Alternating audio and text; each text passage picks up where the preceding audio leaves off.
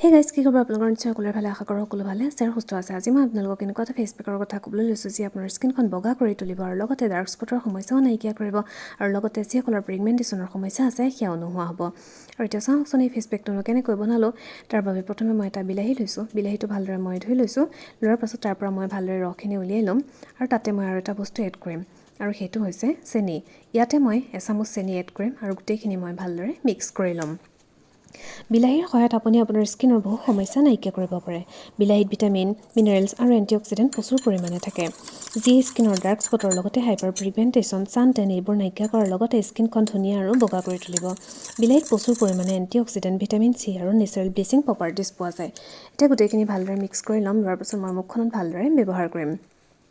এই ফেচ পেকটো সপ্তাহত যদি আপোনালোকে দুদিনেই ব্যৱহাৰ কৰে তেতিয়াহ'লে আপোনালোকৰ স্কিনৰ সকলো সমস্যাই নাইকিয়া হ'ব লগতে স্কিনখন বগা হৈ পৰিব আৰু মোৰ ভিডিঅ'টো যদি চাই ভাল লাগিল তেতিয়াহ'লে এটা লাইক কৰিবলৈ নাপাহৰিব আৰু মোৰ চেনেলটো ছাবস্ক্ৰাইব কৰি দিব আৰু কাষতে থকা বেল আইকনটো প্ৰেছ কৰি দিব যাতে মই দিয়া সকলোখিনি ভিডিঅ'ৰ ন'টিফিকেশ্যন আপোনালোকে সোনকালে পায় চ' গোটেই মুখখনতে মই ভালদৰে লগাই ল'ম লোৱাৰ পাছত মই ভালদৰে অকণমান মাছাজ কৰিম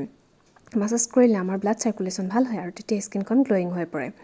আৰু এনেদৰে মই মাছাজ কৰাৰ পিছত প্ৰায় 5 মিনিটৰ বাবে ৰাখিম আৰু তাৰপিছত মই ঠাণ্ডা পানীৰে ভালদৰে মুখখন ধুই পেলাম